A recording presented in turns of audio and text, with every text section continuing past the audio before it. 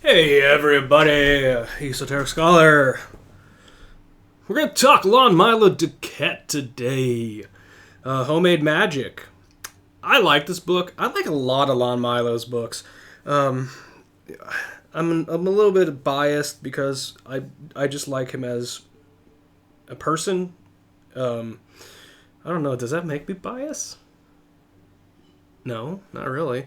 But anyways, I just liked his work. He's resonated with me a lot and has helped educate me through many years of doing magic and working with magic. And when I read this book, gosh, it's been years now since I read it. But it just helped me relate to how magic is done in normal everyday circumstances and under normal, well, I wouldn't say normal family situations, because if you know anything about Lon Milo and all of them, they had an adventurous life and a lot of interesting happenings, so their household not necessarily normal. Not meaning it's bad or nothing, but it's just entertaining. And he presents things in a manner that is different than most people do. And I think it gets him into a little bit of a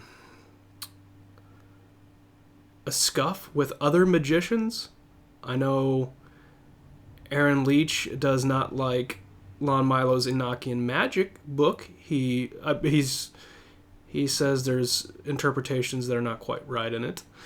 I've noticed that. So, you get some people that will kind of express their differences with how magic is done, but that is magic, right?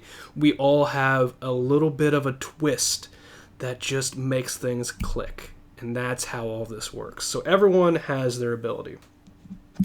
So let's look at this, right?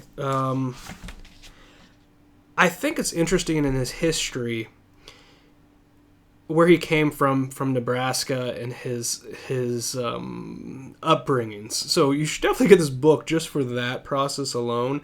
But in here he talks about how he's made his magical weapons throughout the years and kind of turning his own house into a magical lodge, right? He actually does Monday Night Magic classes, and he talks about how he's developed his own internal magic practice throughout the years, and how you develop your own oath and your own initiation into your own magical order, right? So this is a good book for people who are more wanting to do their own thing without digging into a lot of the formalities. He comes back from an OTO standpoint, which also has traditions of the Golden Dawn tied into it and everything. So from a ceremonial aspect tradition, there's a lot that goes into performing magic quote unquote correctly. And reading through this, he kind of breaks it down to where you don't have to have all those formalities if you kind of follow your traditional initiation and how you make these things. It's with him, it's more about the mindset of the magician and understanding how the mind encompasses everything. There's another book that he has where he has a phrase in it. It says, "It's all in your head. You just don't know how big your head is." I have been on the fence with that saying, and as I'm starting to advance myself more, I start to understand more about what he's talking about, because he's defining your universal unconscious overshadows everything as one, right? So you are me in a rudimentary form or I guess you should say more refined form, as we are all one. That's his philosophy on that, and I'm starting to understand more how that works. But then when you tie in deities and spiritual entities and everything, it gets a little bit more problematic, because then you start asking the questions, am I the demon or am I the angel? Am I both? And it gets a little problematic, because personally these entities are external from my own consciousness, my own soul level.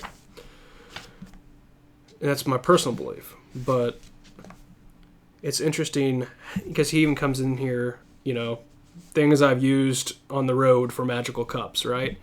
So he brings together a more laid-back approach to magic. Even Crowley did this as well, and this could very well be the inspiration he got all this from, because Crowley founded the OTO, and Lon Milo is, I forgot his actual ranking, but he is one of the grandmasters. I don't know if that's the right terminology. I'd have to look it up. But so there's definitely inspiration there. But you don't have to have all these high fancy chalices or wands when you're traveling and what you're doing with. As long as you're knowing the foundations of how to consecrate your process, right? If you consecrate any item, it becomes a magical item. And we'll get more into that later.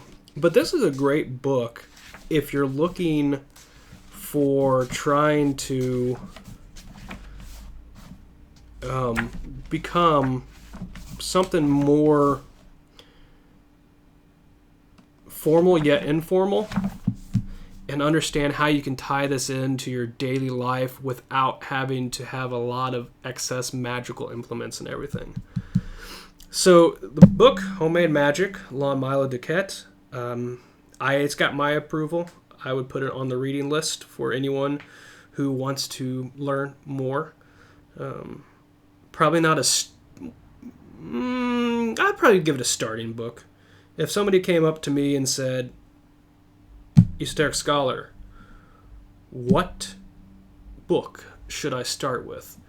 I would throw this book at them, and I'd probably throw Modern Magick by Donald Michael Craig at them, because they're both really good. So that's the Homemade Magick. Thank you, guys.